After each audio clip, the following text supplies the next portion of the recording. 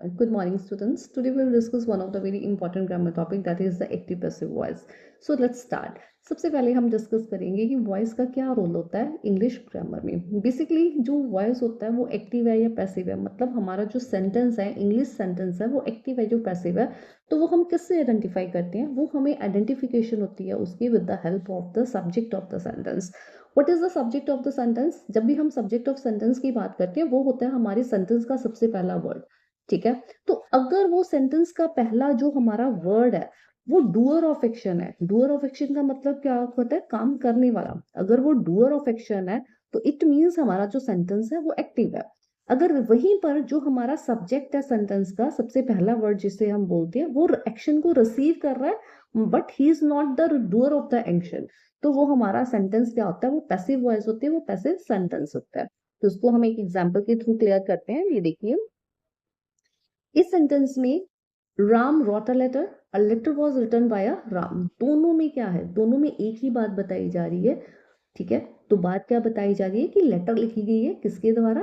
राम के द्वारा। और फर्क किस में है, डिफरेंस किस में है? सिर्फ फॉर्मेशन में। सबसे पहले सेंटेंस में हमने राम को सब्जेक्ट मानकर जो सेंटेंस है वो फ्रेम किया, जिसमें जो राम है ही is the doer of the action. Action यहाँ पर कौन सा हो रहा है? कौन सा काम हो रहा है? लिखने का। ठीक है, जो तो ये लिखने का काम हो रहा है, और लिखने का काम कर कौन रहा है? वो कौन कर रहा है? राम कर रहा है, right? That action is done by the Ram. तो it means here we place the doer of the action as a subject, right? तो it means this is the active voice। ये हमारा क्या है? active voice sentence है। अब हम इसी तरह पैसिव वॉइस की किस तरह से आइडेंटिफिकेशन करेंगे, देखिए। तो यहाँ पर हमारे, अब हम नेक्स्ट सेंटेंस की बात करते हैं। A letter was written by the Ram. अगर आप देखें तो दोनों का जो सेंस है वो सेम है। दोनों सेंटेंस में एक ही बात बताई जा रही है कि जो राम है वो लेटर को लिख रहा है, लेकिन फर्क किस में है? सिर्फ फॉर्मेशन में है। तो यहाँ पर क्या बताया जा रहा है? A letter is was written by Ram. तो यहाँ पर आ लेटर को हमने क्या माना है? सब्जेक्ट माना है।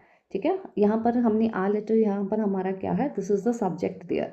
तो यहाँ पर what Ram is writing, Ram क्या लिख रहा है? Ram is writing the letters here.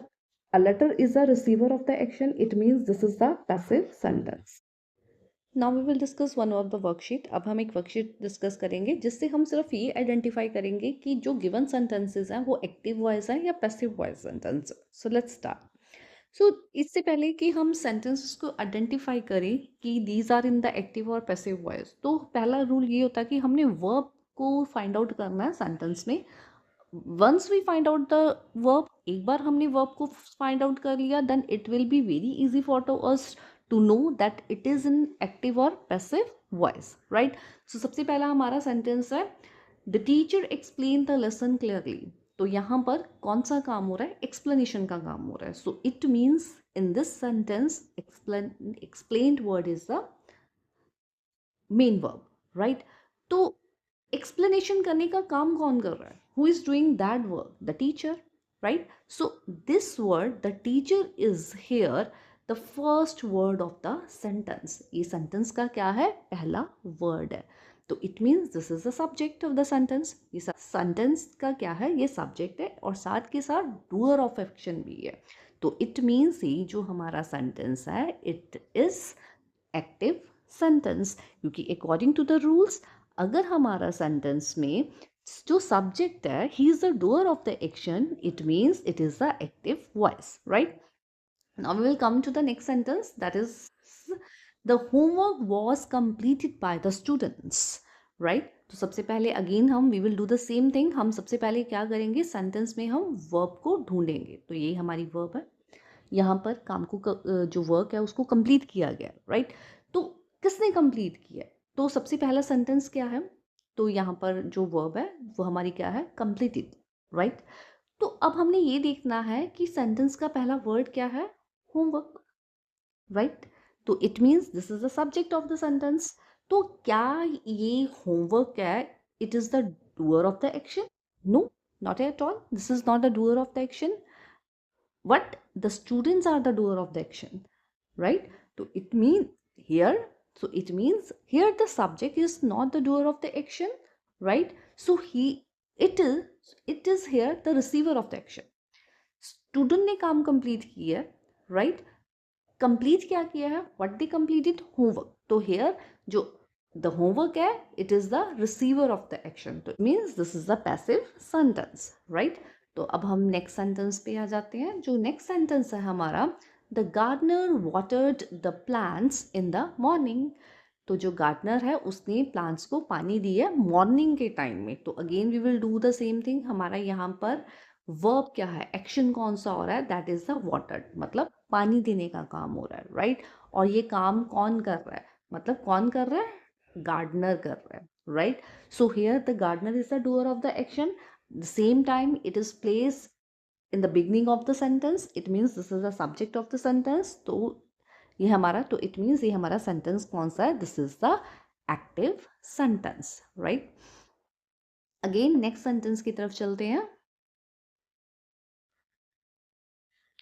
तो next sentence है हमारा, next sentence है a new bridge is being built over the river, right?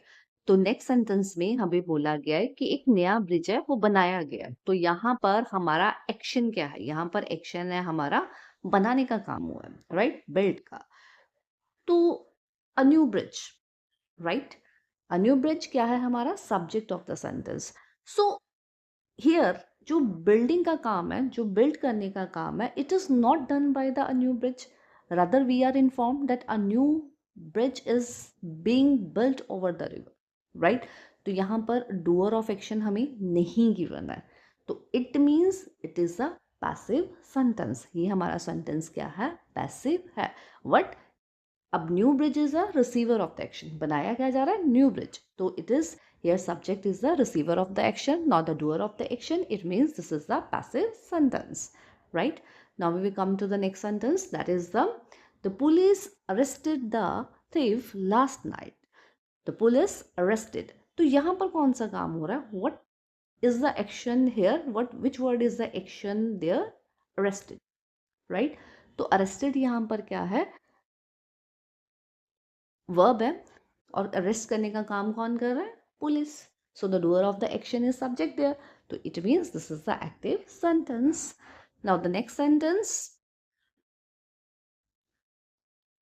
Now the last sentence is the match was won by our team.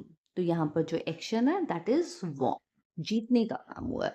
तो अब आप, तो अब ये सेंटेंस को आप सॉल्व करेंगे. Now you will solve this sentence. Okay, you have to tell that this sentence is active और passive. If you like the video, please subscribe the channel. Thank you.